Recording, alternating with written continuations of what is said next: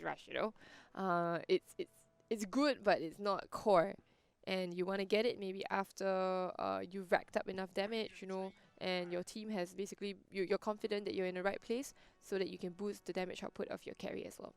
And there comes a life stealer, sorry, a undying, which I don't quite like, solely because there are so many ranged heroes on the side of Phoenix right now. They have, you know, 3 ranged heroes, and that makes it really easy to take down the tombstone. And it's also harder for Undying to get his decay stacks off because they're not going to be as clumped up as if there were many melee heroes on the side of Phoenix. Right, Gyrocopter banned out. Gyro and Pugna banned.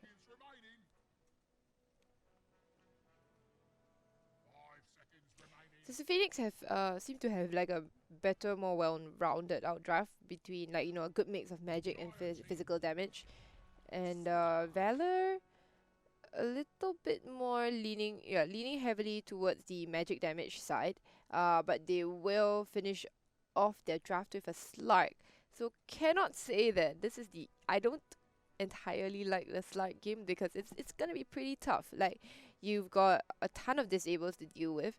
You've got, you know, everything from Lion, you've got the Pit of Malice from the Underlord, you've even got Lucent Beam from Luna, which can be quite a pain in the butt. And I'm not entirely sure this Crystal Maiden will be enough to deal with the onslaught that's coming on from the Underlord in that lane.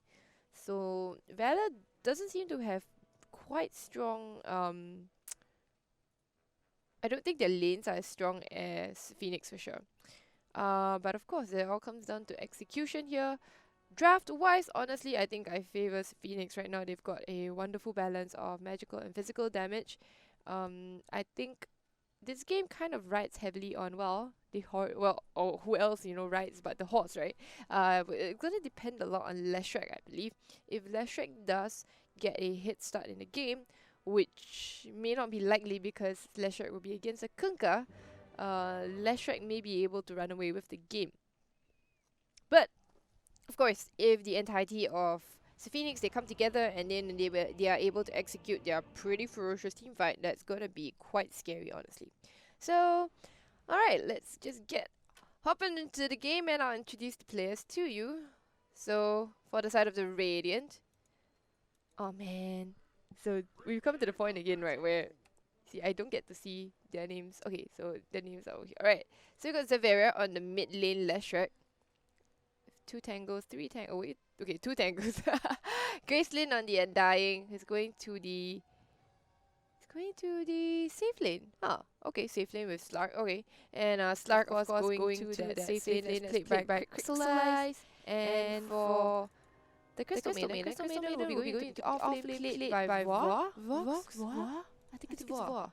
And Ulala is going to be playing the Sand King. Already has some wards, lots of tangles and regen. Okay.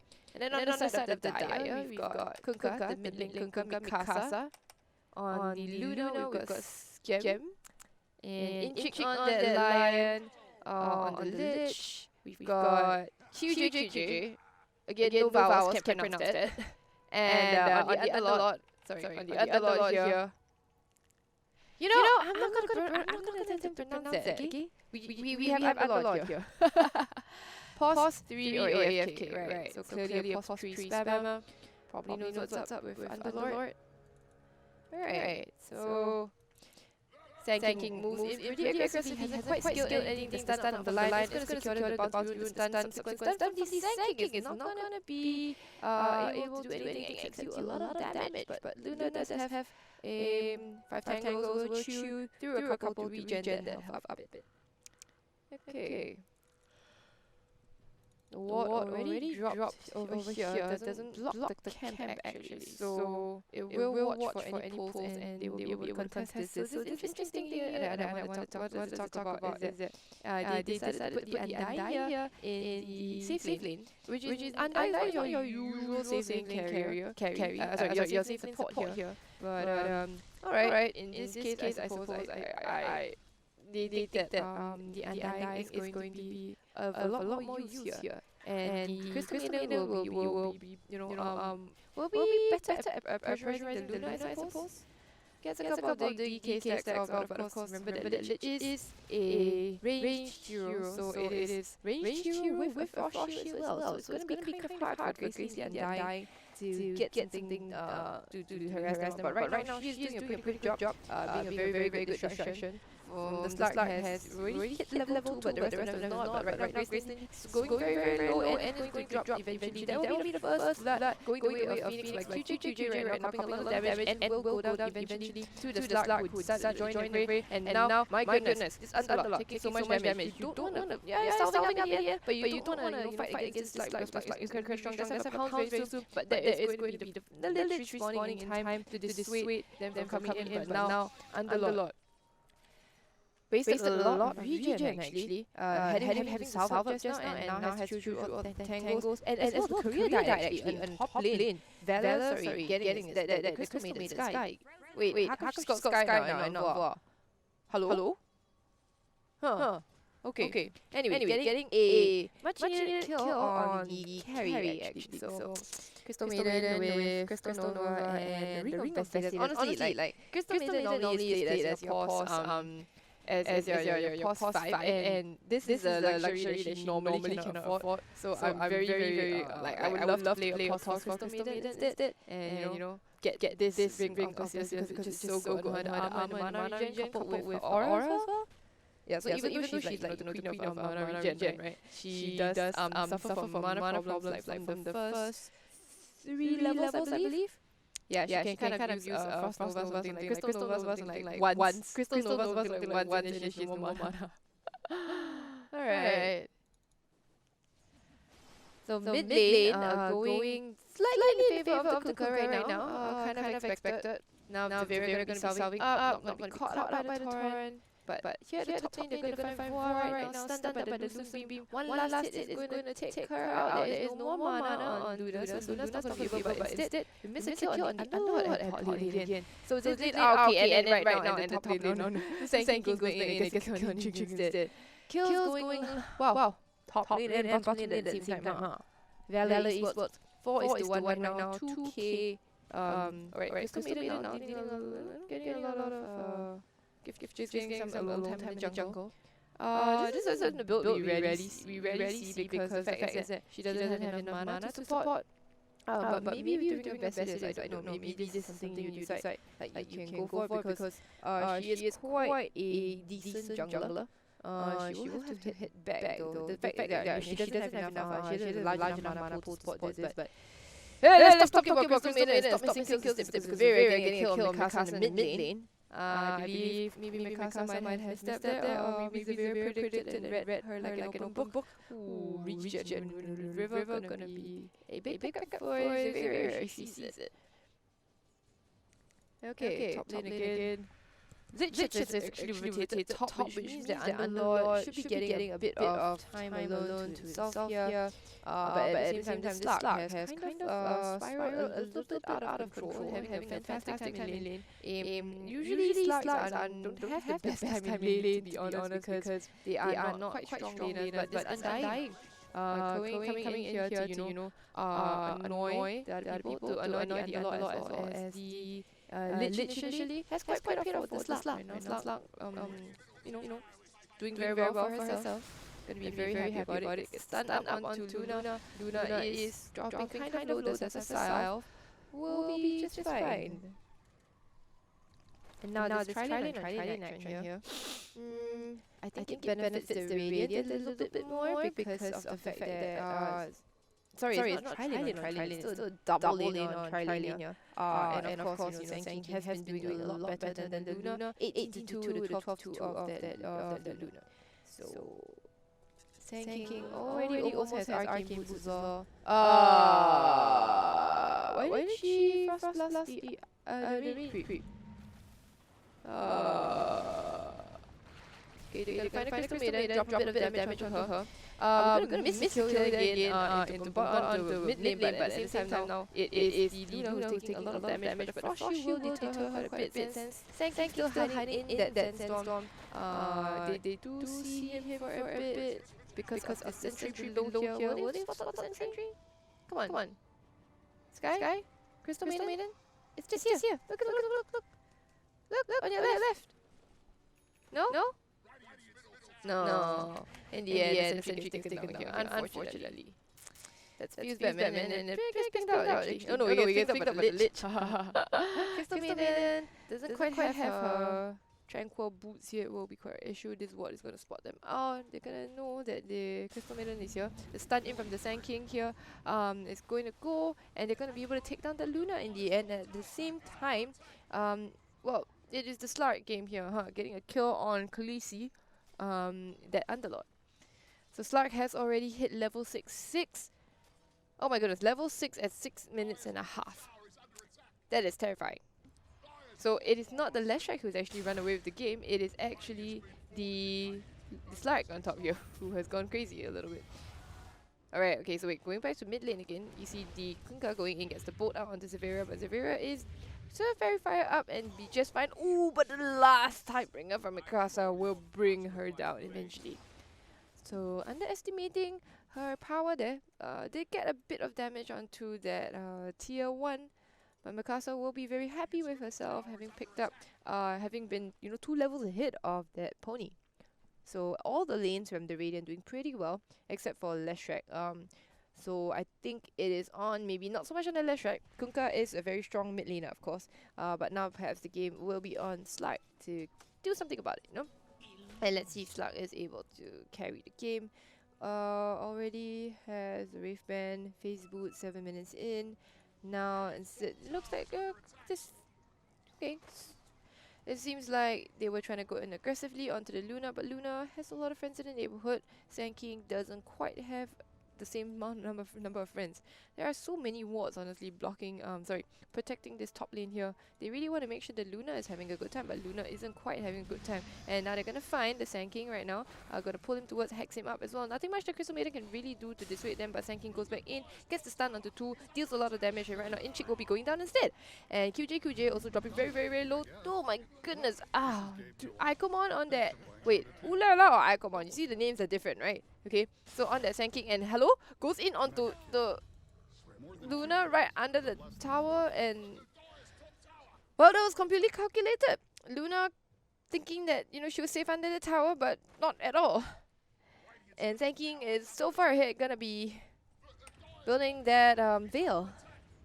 Sand King, my goodness. The quick succession of kills as well as the tower, and there's so much gold going the way of Valor eSports. 5k net worth ahead, 10 is to 3. So Kunkka, being the only one who kind of had a good lane, this is going to be a lot on his shoulders now. Going to be TPing into bot, you're going to find the Slark X marks in, you're going to pull him back, but nope, he pops out, is able to get away. That is his get out of jail card. Easy, press R and win games. Alright, and that was a Kunkka rotation force as well. Means that he is not farming.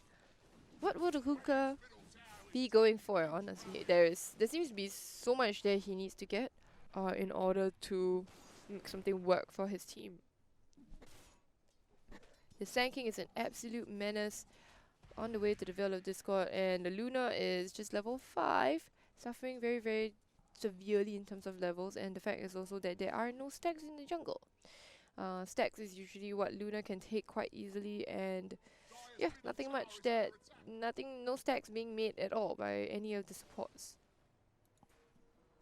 It's like gonna be going for a Midas. It's gonna be kind of a late Midas into drums. Underlord still trying to go for his arcane boots.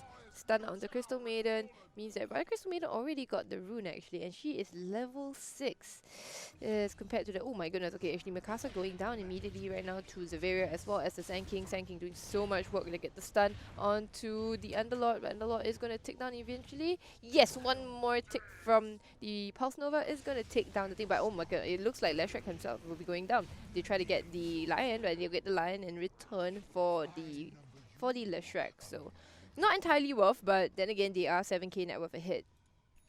Lich is still level 5 at 10 minutes into the game. Read a tome, come on. I think they can buy tomes, right? Yeah, okay, so Sand King again.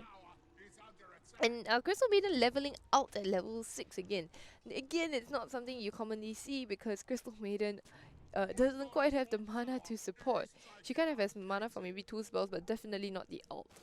Yeah, oh my goodness, there's a lot of damage onto the Crystal Maiden. She's X-back, drop back in the Torrent, and the boat is going to land on top of her, but she is still being healed up right now. Oh, but nope, the Tidebringer is going to bring her down. You're going to try and take down the Tombstone here in the background. Hex up onto that Sand King who's taking a lot of damage. She's stunned up from the Lion as well, and a mega kill streak going the way of Mikasa.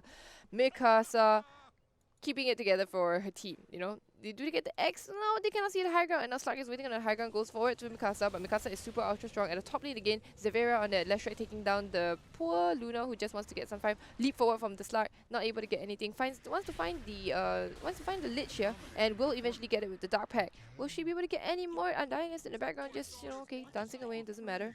Alright, so and top lane just now is Zavera getting another kill onto that Luna, who is incredibly poor. Has died already, something like 4 times 0, 4-0. Oof. It's a bad game for your carry, huh? Really not where you want your carry to be at all. Alright. Okay, so Luna trying to build towards her treads, does have double Wraith Bands. But it doesn't seem like the Radiant are going to be letting up on the pressure. Crystallize already farming in a very dangerous position, but has a stick and has a Midas as well. So looking to go back in aggressively, does have the help of Zaveria in the neighborhood. Kunkka, did he just get the X out instead? No, it doesn't.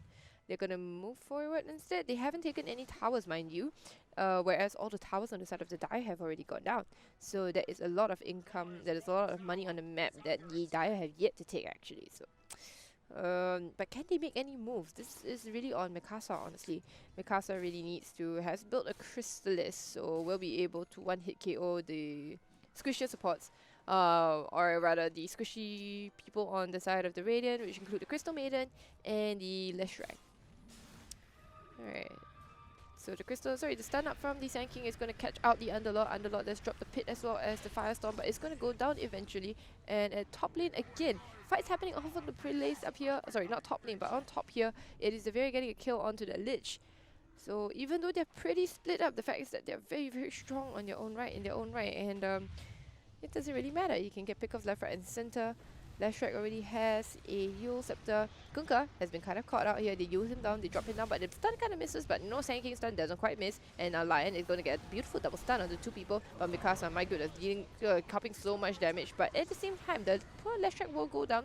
And because Sand King does actually take a finger to the face, but it's not going to be enough damage to deal it down. Gracelyn is going to get some decay stacks off. The stun from Lion will miss out, and they're going to be fighting around this narrow area here. Ooh, no! Oh no, the Chain Frost bouncing back and forth is actually doing so much work. And now the Sand King drops into the Sandstorm right now, but will go down in the end. I think Valor eSports have overextended a little bit actually. They weren't quite in the right position, and they chose to fight without vision as well. So there was a little bit of a questionable fight coming out from Valor, and as a result, they will lose that fight a little bit, and there will be that. This will fight the first fight that goes in favor of the Dire. Of course, Slark was not involved in that fight, neither was Luna, so there was kind of space for Luna, I suppose, but she is level 9 as opposed to level 11 of Slark. Slark already has the Midas and the drums, going in for a diffusal. Very standard Slark things right now. They don't go for Shadow Blades anymore, they instead choose to go for the slow and the mana burn on Slark. So Slark is maybe the new AM. Okay. Coming to a bit of a lull in the game. 15-minute runes coming up. Let's see who's going to get some runes. Slark sitting very confidently at the top of the net worth right now. Oh, okay. They get X-Pack himself. Wants to get the rune. Very safely. Okay.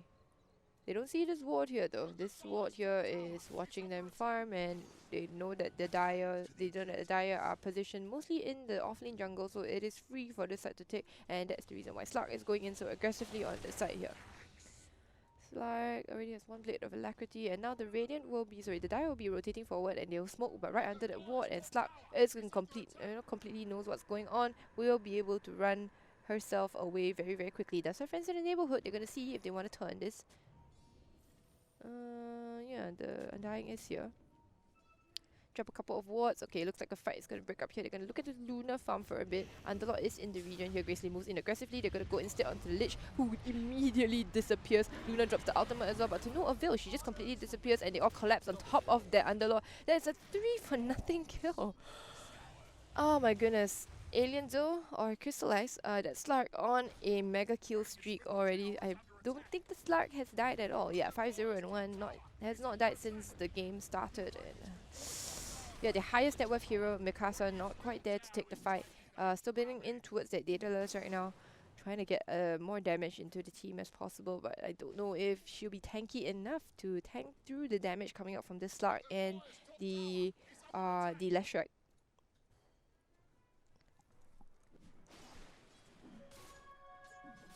Okay, so now they do see Mikasa actually coming up now, and Sanking gonna move in aggressively forward. Doesn't have a blink yet when opted for the Veil as well as the Hood of Defiance, making the Sanking incredibly tanky. And now Slark will notice that all the camps have been taken. They're gonna try to ward this on top here. Yeah, there's a ward here, but it's gonna see them. Okay, and now the Radiant, they're going to be rotating in forward and they ping out the ward here. They probably know that there is a ward here.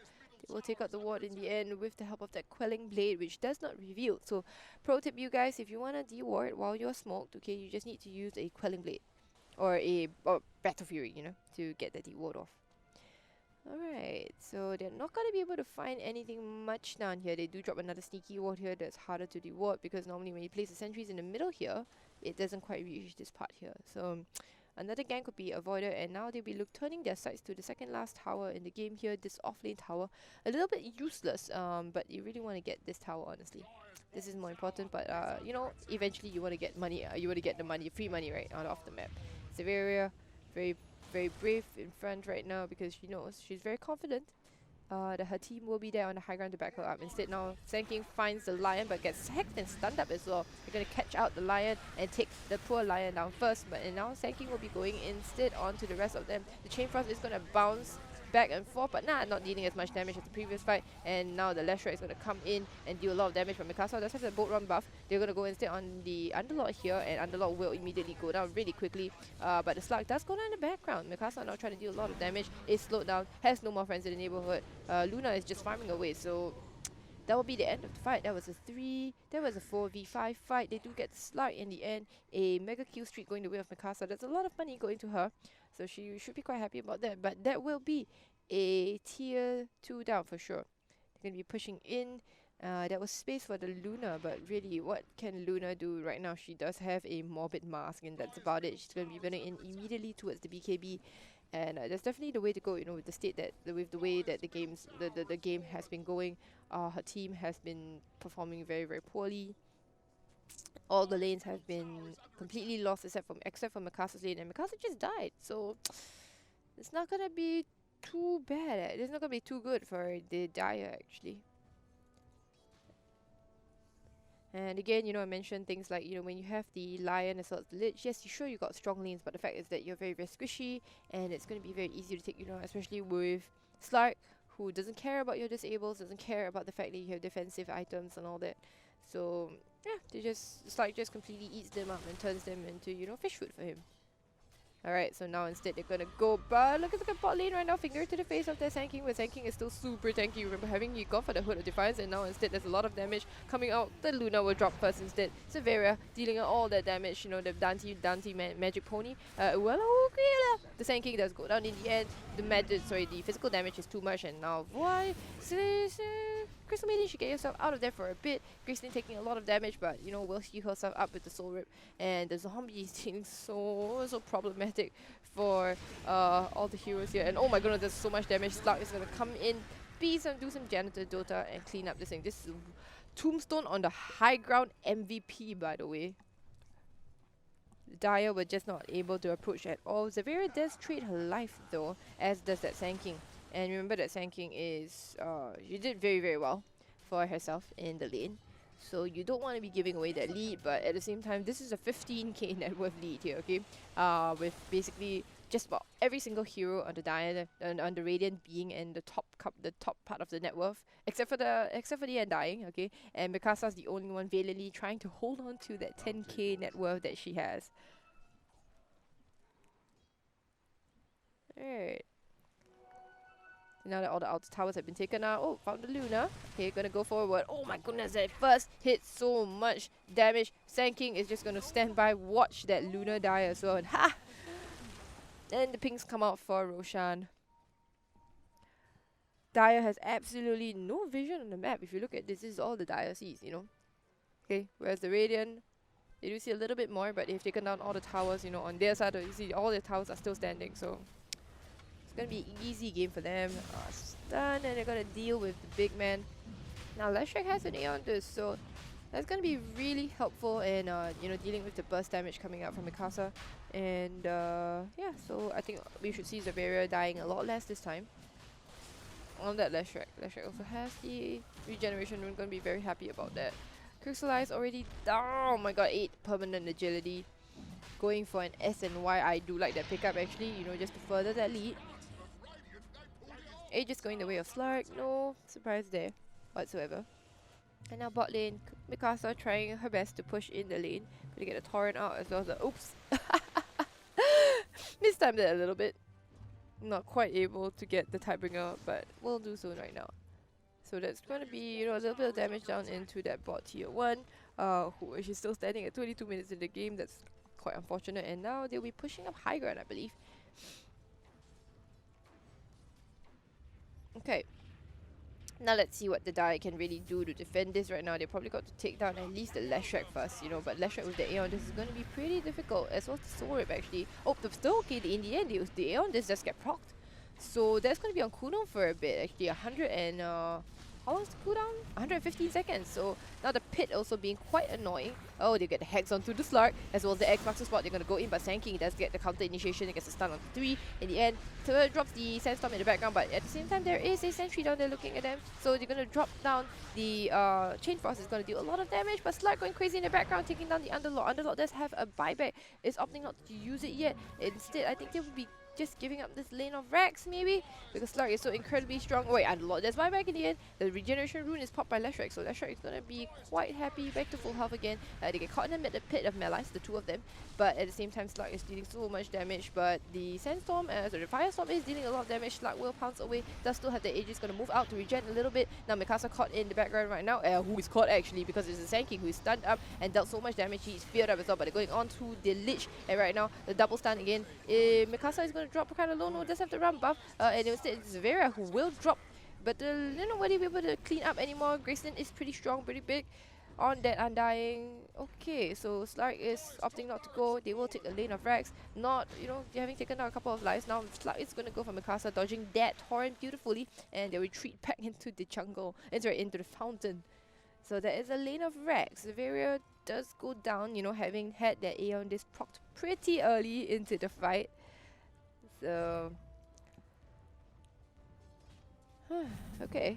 Alright, X marks the spot again onto that Sand King right now, who's basically been like the tank of the team. Absolute tank. Leap in from Crystallize is going to catch on to that Kunkka. She pops the ultimate as well. Gets stand up though by the Lion as well as the boat. And now she's dealing a lot of damage, but she will be able to purge it all off. Mikasa, not quite strong, is going to be taken out eventually. She does buyback immediately, and the Lord will be coming up soon. But Slark, so much damage, so much agility. Still has their Aegis in hand, by the way. But the fact is that, right, one thing that I don't like about Slark in Aegis on Slark is that all the essence shift that you actually had picked up during the fight will be gone when you respawn with the when the Aegis goes down. So while yes, he has permanent agility, it's still like, you know, this number is usually a lot bigger than this number here. So that's what I don't entirely like about Aegis and Slark, and I would have maybe preferred it on Zaveria instead, because there is no way Crystallize is gonna die really. As long as she times her Dark Pact right, as well as have her ultimate up, yeah, it's gonna be an easy game for her. Alright, Midas, come on. Crystal Maiden has a Midas of her own as well, but because, you know, why not? And now she leaps over, gets stuck on the cliff, pings herself, ping of shame, but just leaps and does it fine. Okay. This shrine has been taken out here, the off-lane shrine. It means that there's no more access to the jungle. The shrine is going to be the one next for the taking, I suppose. And Sand King, opting not even to go for the blink, realizes that she doesn't need to be the initiation. It's just going to be the ultimate absolute tank of the game, and Luna caught right outside her base again. I believe that it's going to be a 7th death here. 8th death actually, 8th death. 0, 8 and 3. Very, very poor stats for a carry hero. She is just, 6.2k net worth. Even the Crystal Maiden, 10k net worth, far above her. Crystal Maiden does have a Aeon Disc of her own. Just be careful not to proc it too soon. Okay, so let's look at Dota buff here. So draft was slightly in favor of Valor, but you know what? It's 100% right now, and that's what we pay Dota buff for, right? Dota buff predicts the future, and we just follow. Pit of Mala is being kind of annoying in taking and sieging down this tower, as is the Frost Armor from Lich, but that's about it. X marks the spot onto that poor little Slark. That Aegis is going to time out kind of soon, so they've got to be very careful about the usage of this Aegis. Will they be able to get another second lane of Rex? With this Aegis, X marks the spot onto the Sand King, but can you really touch that Sand King, with that pipe, with that, with the Crimson Guard as well, very strong. And right now, okay, the Aegis has timed out. The Chain Frost is going to go out, but not deal too much damage. Leshrac does get feared back in. And that will be the end of it, as they try to collapse on top of that tombstone, but instead everybody will go down. A beautiful two-man torrent coming out actually, but Slark goes into the Shadow Dance and is going to go straight onto the Luna. Luna is going to disappear, nothing much to be said. That was been the same way in the game. And the Lord as well is going to go down, no buyback at all. And now they're going to go instead onto Mikasa, the only one who did well. The Epicenter is going to come out, the torrent is going to come out as well, but to no avail, because that is going to be the end of the Dire team. The only one who lives is this little Lion, but Lion is not going to be able to do much. No finger stacks on her whatsoever. Gets stunned out. Is not going to be able to do much. Not even going to be able to finger Slark actually. Too much health on him. So that is going to be GG well played. Called by the Dire in the end. So 27k net worth, 31k net worth lead at 27 minutes into the game. That's just an easy game for the Radiant, honestly. They had a game plan, they executed it, they won that, they won their leads, right? Okay, and then after that they came together and the Slark completely carried, although the Leshrac struggled a little bit in lane, understandably against a Kunkka, right? But in the end, Kunkka wasn't quite able to do much because the rest of the team was just a little bit too heavy.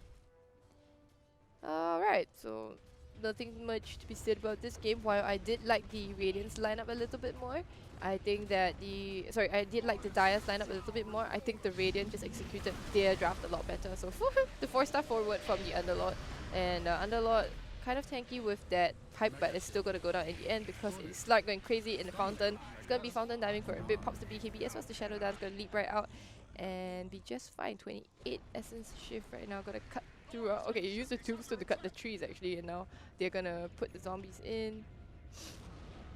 Stun out.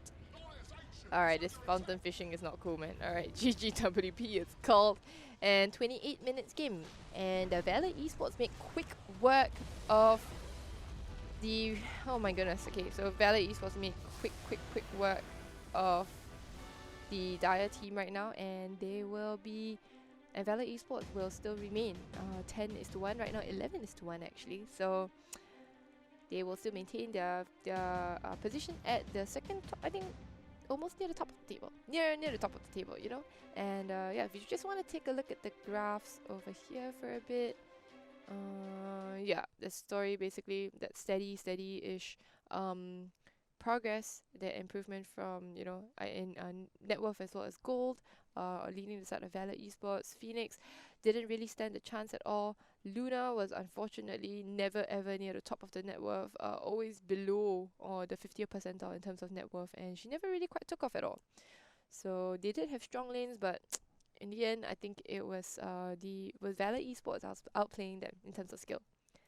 So yeah, that'll be the end of it, and we will be heading to about a 10-minute break first, okay? And then we will come into the next game, which will be between I think Frosty Fire and SPHOENIX again?